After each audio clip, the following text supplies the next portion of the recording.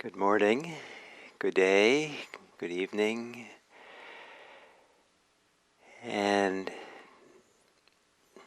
I really appreciated, enjoyed the greetings on the chat. For those of you who did that, thank you for saying hello, and for those of you who are not on the chat, just very happy you're here. And in a sense, you're being represented by the people on chat, and I feel surprisingly happy, contented to be in relationship to all of you this way and these mornings. Thank you. When I first started meditating regularly, one of the surprises for me was remembering long forgotten memories. Some of them were difficult, but some of them were quite wonderful. And one of the ones that were quite important for me was remembering times as a child where I felt peaceful, kind of a tranquility and peacefulness. And there were particular times, as a young child laying in bed at night, that felt very safe and cozy. And there was a physical feeling that I had no language for, but I just really enjoyed feeling when it was there. And then as I meditated, I said, oh, there's that feeling. And this recognition of this feeling of what was turned out to be tranquility or peace then became a door to experiencing more of it, or allowing more of it, probably is more appropriate. And so sometimes it's useful to use your imagination, very, very simple acts of imagination, nothing elaborate, no story connected to it, maybe just a particular event or scene that you associate with, maybe from an experience earlier in life, with tranquility or peacefulness. And not just a mental peacefulness, but an embodied sense of tranquility or serenity. And to evoke that or think about that memory or that association. For me, sometimes I'll think about a lake in the early morning, before, just as after sunrise, and things are still very quiet, the birds haven't come yet, and it just can be, I have images in my mind of places like that, with a very quiet lake, peaceful, quiet lake, sometimes in a lake in the urban area, sometimes in a rural area. So, sitting upright, taking a meditation posture, and then gently closing your eyes. And you might bring to mind, if there is such a memory or image that you have, that you associate with tranquility or peace.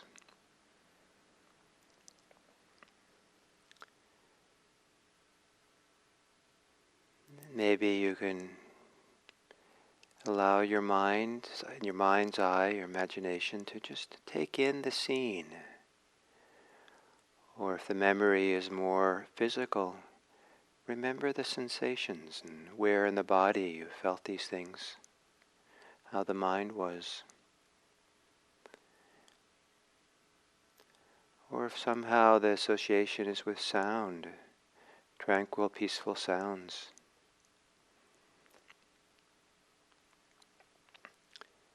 And if there is any sensations in your body or the mind that you associate with this peacefulness, this tranquility, let yourself feel that and experience it, no matter how small it might be. Even if it's just, again, your imagination of feeling those things, that's okay.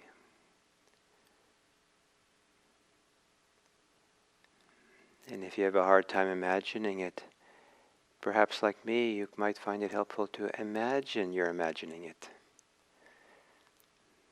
So there's less work in doing it.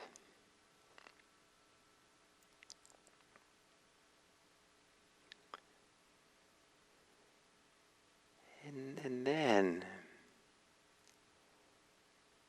to gently feel your body breathing, feeling the movements of the body.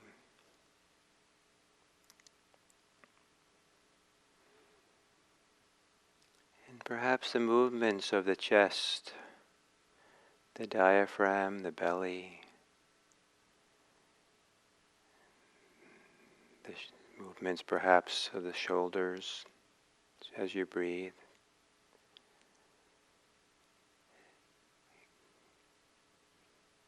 Can breathe with or through any sense of peacefulness or tranquility that's here.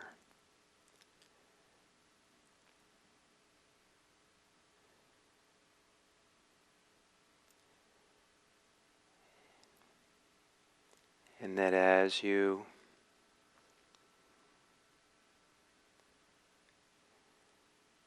exhale,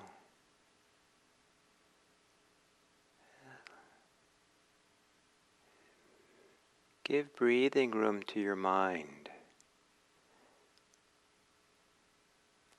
almost as if you make the mind, the skull, really big. Awareness wide, peaceful, so that whatever goes on in your mind, the thoughts, the concerns, have lots and lots of room to be. There's a peaceful space around all things in your mind. Every time you exhale,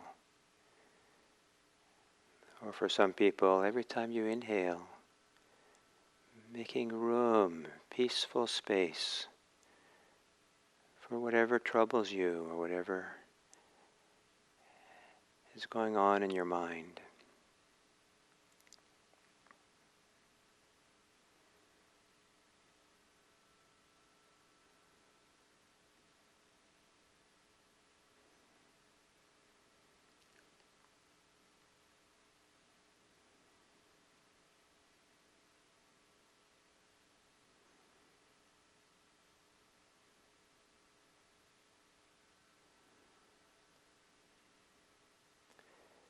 And if it's possible, let your mind be at ease.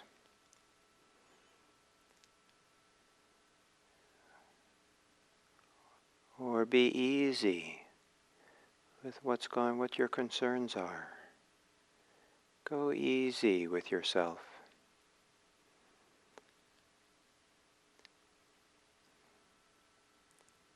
Easing up. So you're a little bit more at ease in your mind.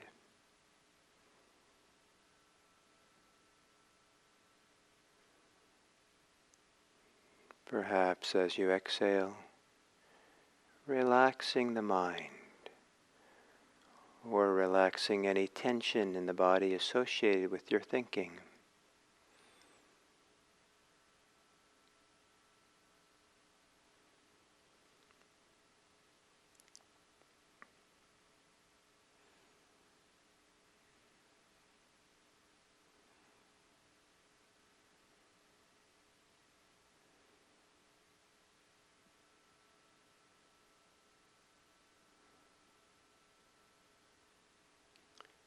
And as you exhale, also let your body be at ease.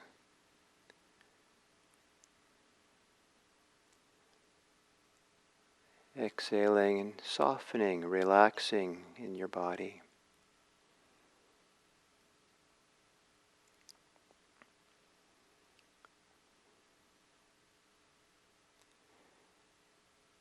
And if you feel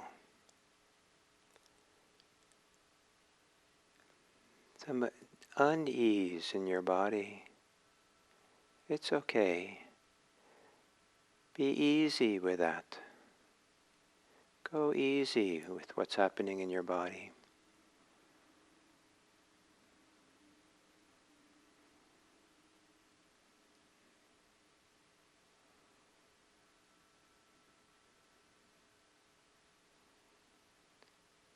perhaps easing up on the challenges in the body, relaxing.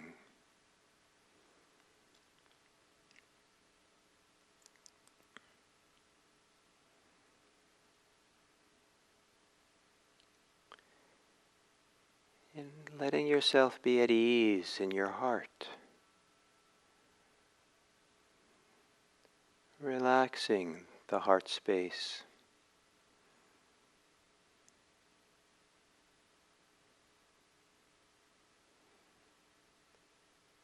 Or if you feel unease in your heart,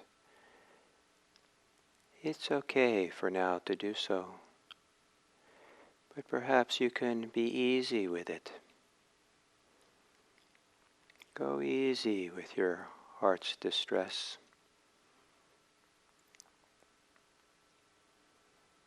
Maybe easing up.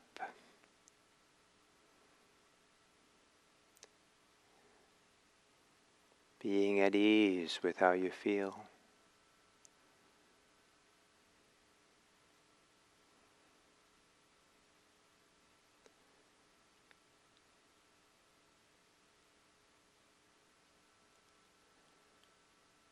And then from time to time, as we continue this meditation, you might say to yourself the word ease, or if you prefer the word peace, but ease.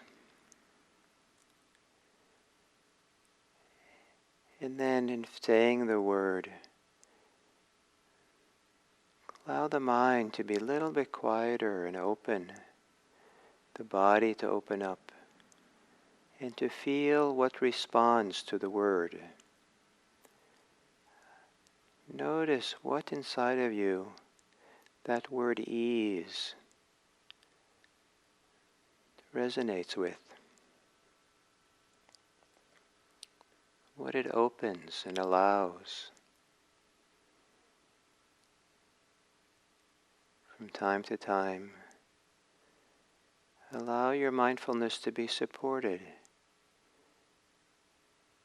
by the sense of ease, tranquility, peace that might be here, even if it's quite small.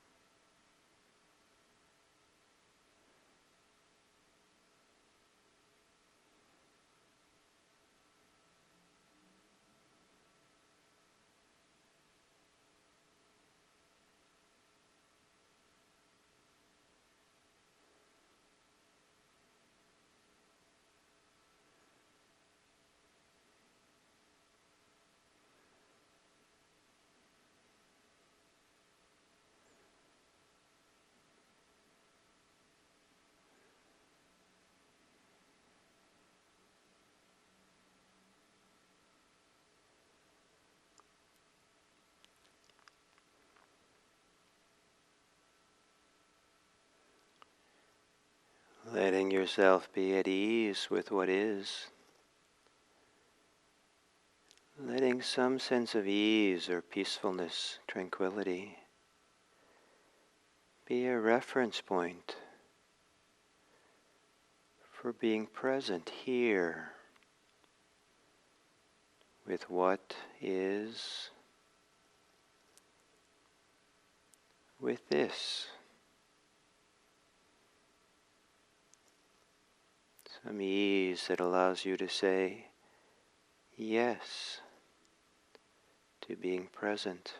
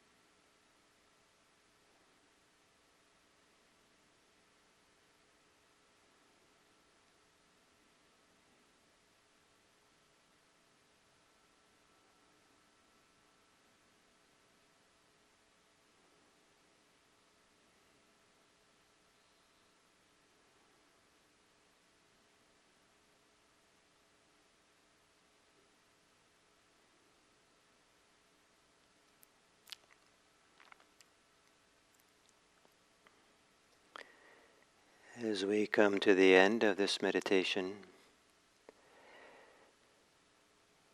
we can recognize that sometimes when we meditate, that we do become more peaceful or calm, and that there's a way in which we've cleared the air, so that we have less preoccupation, agitation, reactivity that interferes with our goodwill, that interferes with a very simple and ideally ordinary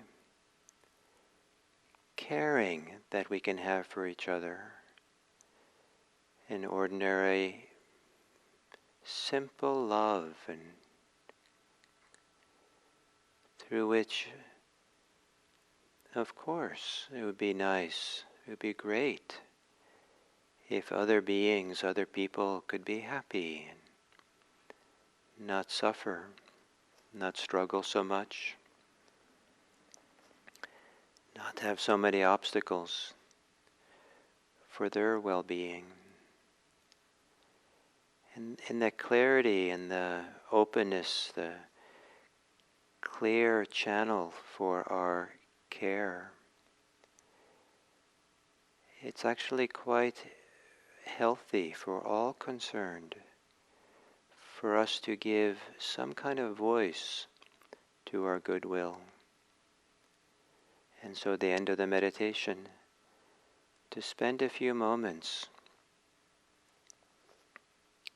not only wishing for the welfare of others, but also to consider the practical ways that what we can actually do to contribute to the happiness and welfare of others. And it can be something very, very small.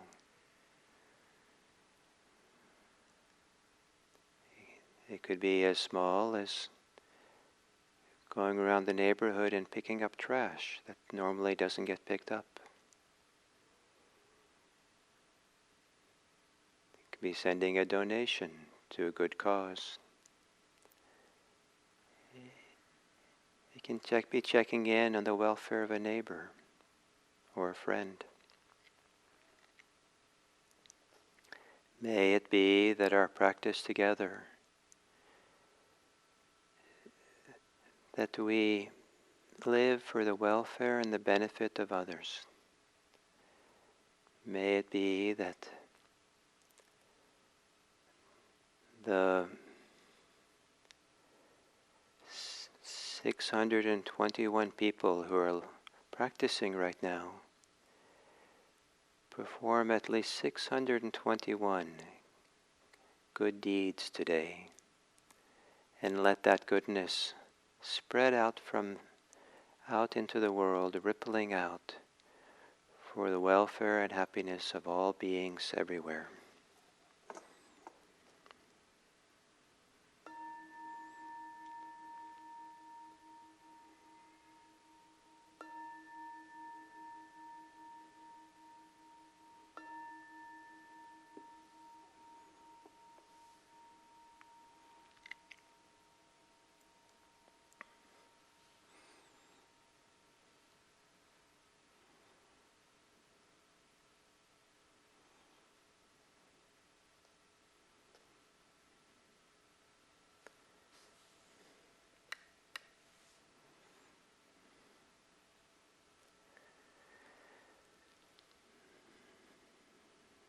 So, good day and greetings. And today is the 5th day of doing these talks on the 7 factors of awakening. And I'm very aware of what's happening in the world as I talk about these topics. And for people who are concerned with the state of affairs in the world, it might seem that doing meditation and focusing on becoming peaceful or at ease is counterintuitive at a time that there's so much distress and conflict and suffering going on all around. But actually I think it's more needed, because there are two things. There's what we do and how we are as we do it. And the specialty of Buddhist meditation practice is to cultivate that how we are, to cultivate a how that allows us to go into the world in an effective way. It's not any different than people on the front line of healthcare or front line of social justice, doing self-care to better be able to go out there and do the work they're doing, to eat well, to drink well, to sleep well. In the same way, we want to meditate well so that the inner heart, the inner life, is in a good, balanced place to be able to engage with the world around us. Because how we are is a big part of what we spread into the world. And if we don't take care of ourselves and we end up acting from our frustration, our anger, our hate or our greed or even our confusion, that's kind of a little bit what spreads outwards. But if we could act with, and we see lots of examples of this, those of us who are following the news of how this spreads, and it's contagious. But if people, to come from places of non-hate, non-greed, non-delusion, to come with kind of peace and kindness and love and tranquility, so that the best parts of us can act in favor and for the benefit of the world. So this is kind of what we're doing here this week with the 7 factors of awakening. And today we come to the 5th factor, usually called tranquility. The actual fuller meaning of this is tranquility of the body. And it's the first of the 7 factors of awakening, which are the calming factors. So there's tranquility, concentration, samadhi, and equanimity.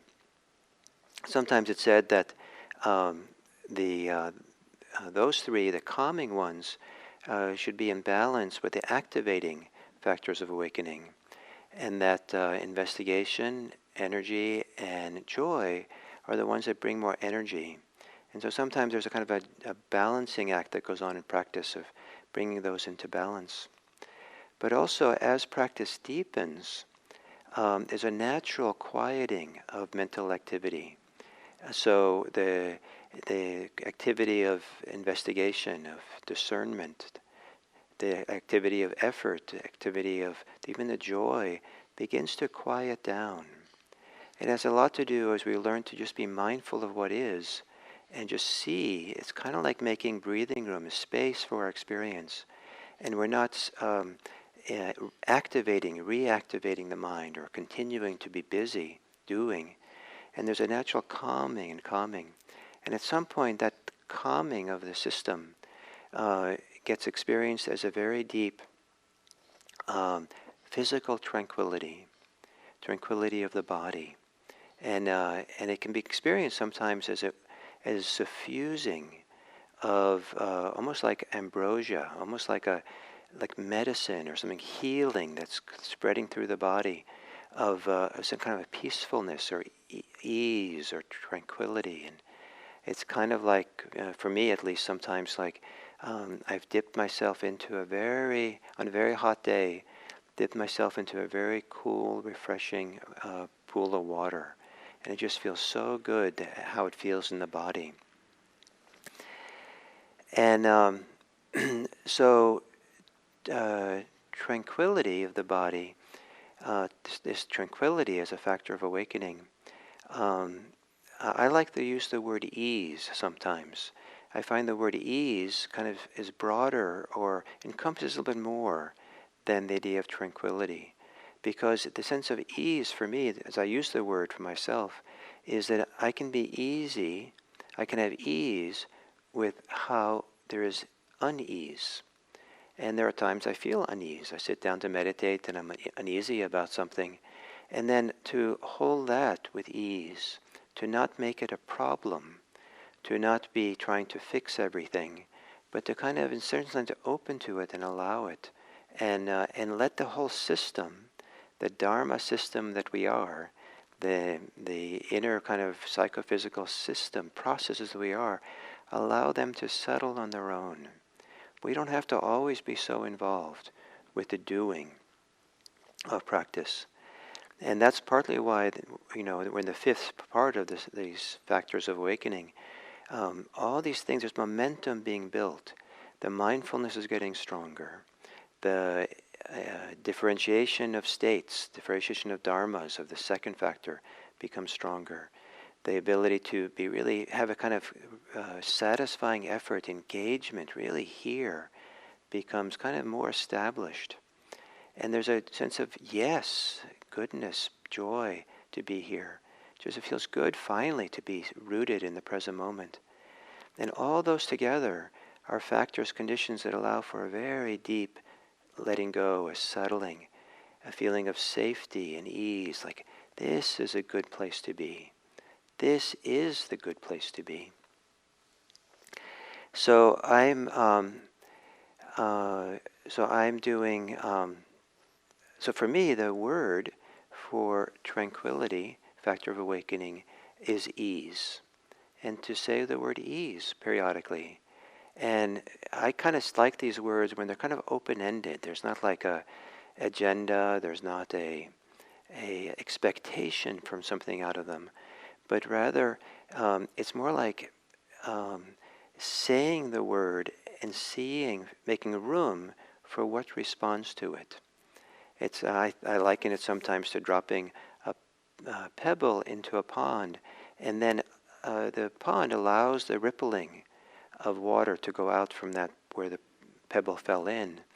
And so to drop the pebble of these words into our hearts and then make room, kind of allow and notice how we respond to that word. Because independent maybe of what we think about these words, our meanings of these words, our subconscious, our heart, might have its own response to it. That maybe has to do with memories from early in life or experiences we've had or something. And or maybe we've met someone who seems particularly tranquil and calm and at ease. And just kind of having that word open up, and you kind of feel maybe the presence of that person. And so to just drop ease, and even when there's unease, just drop the word ease. And perhaps you'll notice that the struggle with the unease maybe lets up. The unease doesn't let up, but the struggle with it, the reactivity to it, can let up and go. The movement of tranquility so joy is considered to be certainly wonderful and the fourth factor of awakening, and it's kind of a little bit of a noteworthy. I don't know if it's a paradox but that Buddhism puts a tremendous amount of importance on being present for suffering. So much so that I think there should be a bumper sticker that says, I stop for suffering. Just not to suffer better, but so that we can really address it and find the way to beyond suffering. But that process that Buddhism offers, the practice, is in fact one that brings a lot of joy and happiness and well-being. The path to the end of suffering includes happiness. And so the fourth factor of awakening is joy. But joy is a little bit of an active activity in relationship to happiness. And so as the system and meditation moves from a kind of joy and delight and just being present and becomes calmer and more settled, this tranquility factor is associated strongly with an embodied feeling of well-being, of happiness. Very sublime, very contented, very kind of settled feeling of happiness. And some people, because it's so physical, call it kind of a pleasure.